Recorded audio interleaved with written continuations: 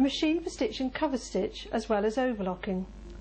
Please watch this video to the end and read through your instruction manual before you begin to sew.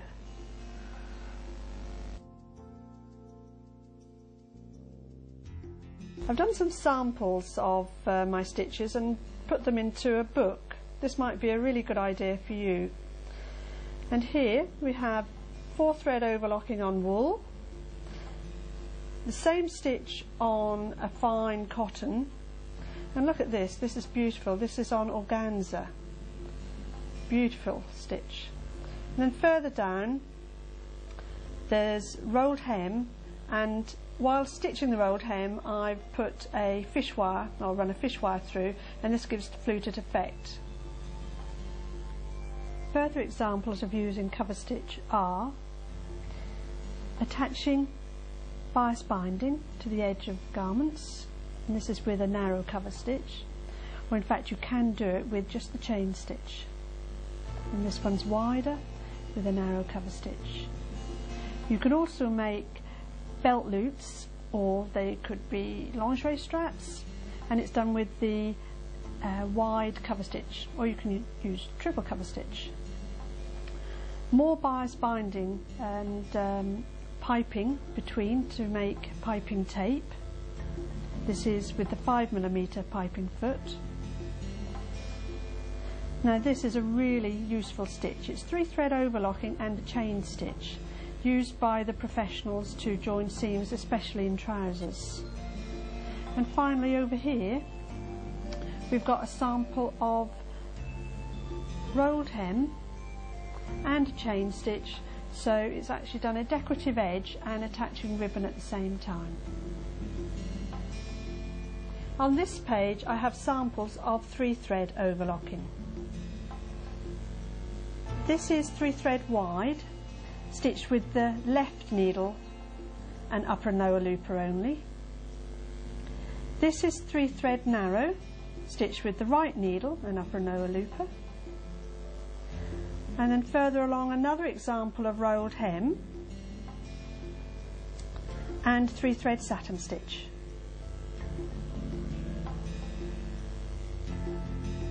The overlocker is not just for joining seams. You can attach elastic, really useful if you're making knickers. You can join 2 pieces of fabric together, gathering one onto the other. And further down on this example on the right, I've put piping in between 2 layers of fabric. And there's more. Just look at this, piping round the edge of your cushions. All the lovely cushions and pillows that you could make with this wonderful professional effect. And next to that I've made piping tape. I've placed a piping cord, used a chain stitch to make piping tape, and you could make the piping tape to match the material that you're using. This is a nice 4-thread overlocking stitch with a floss to give a nice decorative edge. Piping between 2 layers of fabric. Now this is something quite new. This is a frill, a fringe edge, all done on the overlocker, 4-thread overlocking. Now this is quite unique. We have rolled hem on terry toweling, and at the same time using a chain stitch to add a little bit of ribbon. Could really decorate your towels. And finally on this side we again have a rolled hem and chain stitch to attach lace. One of the very useful features of your overlocker is attaching beads, as I've done on this veil. You use a 3-thread overlocking stitch, and you must use the beading foot, and you just attach the beads. Just done so simply, so professionally, and just look how wonderful this veil looks. Your overlocker is special because it will do cover stitch and chain stitch as well as overlocking. This is triple cover stitch, very useful for hems of trousers and obviously your t-shirts and sweatshirts. This is reverse chain stitch, so it's just a simple row of stitching. I think you can just see there. but I've actually used it for the decorative side, using a decorative thread in the cover looper. This is narrow cover stitch, making a very fine hem called a plain hem. And over on the far right we've got reverse cover stitch again with a decorative thread in the lower looper, which is really nice if you're doing some quilting. Finally, I'd like to show you a couple of garments I've made on this machine. I've used the cover stitch for attaching the elastic all the way around the waistband and the legs of knickers, and this lovely t-shirt. I've used the cover stitch on these hems,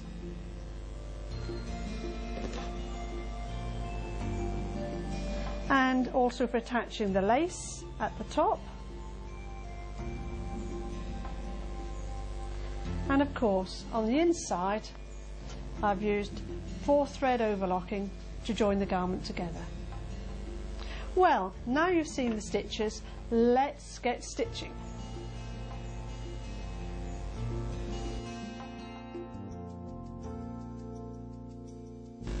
Before you begin to use your overlocker, there are some important details you need to know, beginning with thread.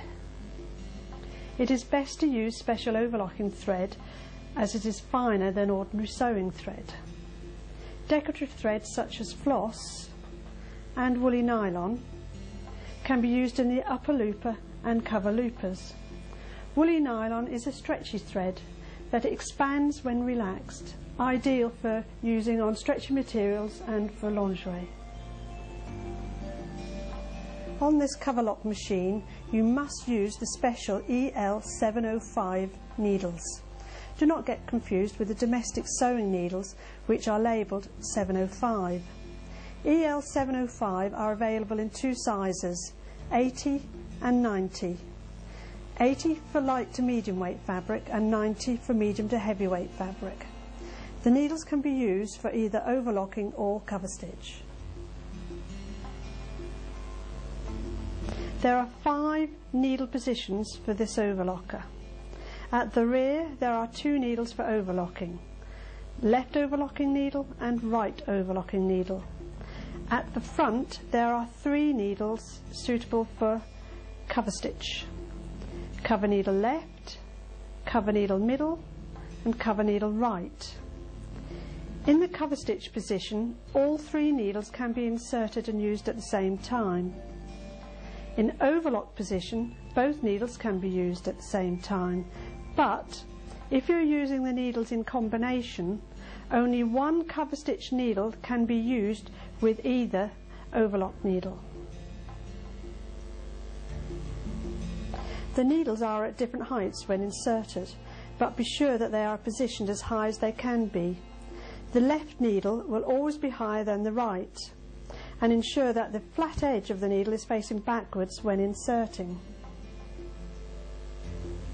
Each needle position has a relative screw.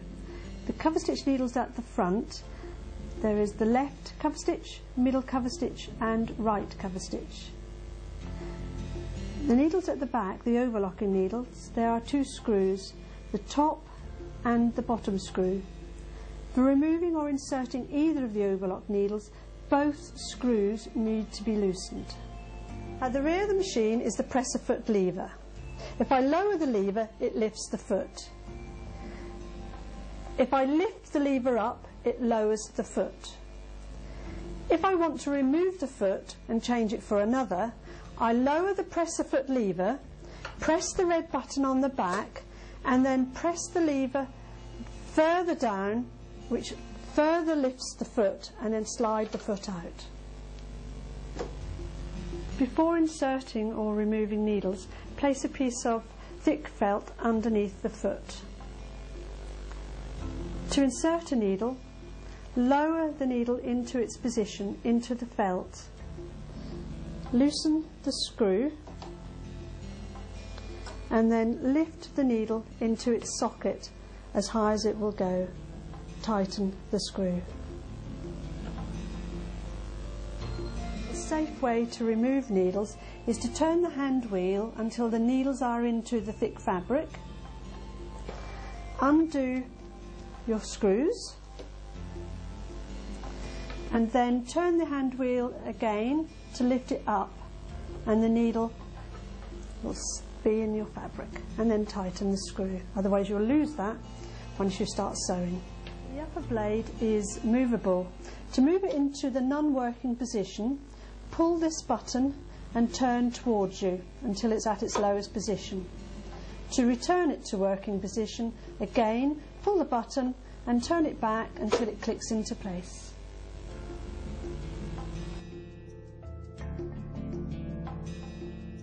This machine is easy to thread because it's colour coded. Each thread tension dial is coloured differently. For 4-thread overlocking, we would use the orange for left overlock needle, blue right overlock needle, green upper looper and the red for the lower looper. The brown would not be used. For cover stitch, we would use the orange for the left cover needle, blue for the middle cover needle, green for the right cover needle, and the chain looper would go through the brown tension dial. For chain stitch, we would put the middle cover needle on blue and the chain looper on brown, and for the 5-thread safety stitch, chain cover needle on the orange, right or left overlock needle on the blue, upper looper, lower looper and chain cover looper. Before you begin to thread for 4-thread overlocking, make sure that the upper looper is in working position. To do this, turn the hand wheel until this clutch is as far right as possible in this position. Then press the side of the clutch and slide it down the shaft. We are now ready to thread for 4-thread overlocking. I am using corresponding colours to the tension dials. You must always thread the upper looper first, which is the green coloured thread, the green dial. Take the thread up over the tension mast. The top guides that correspond to green by pulling the threads towards the left until it slips under, and then around the right side of the button until it clips into place. Before threading the upper looper, green, turn the hand wheel until the looper is in this position.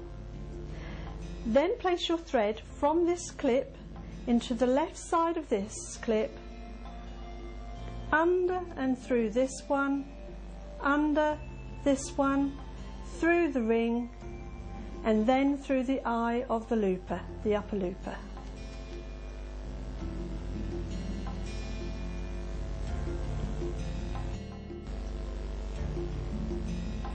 You will find it much easier if you use your tweezers supplied. Please leave your thread out of the back of the machine.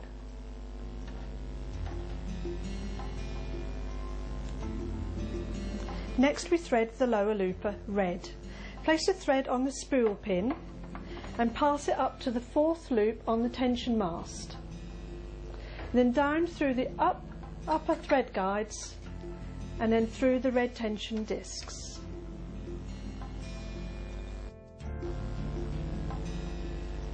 Turn the hand wheel until the lower looper extends beyond the throat plate.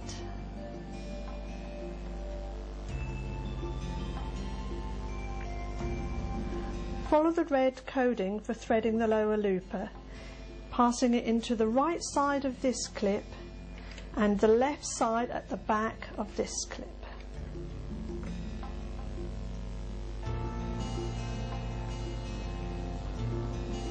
From the back of that clip, we take the thread into this guide, clip from underneath, and then into this one, which also holds the green thread, then up into this guide, and then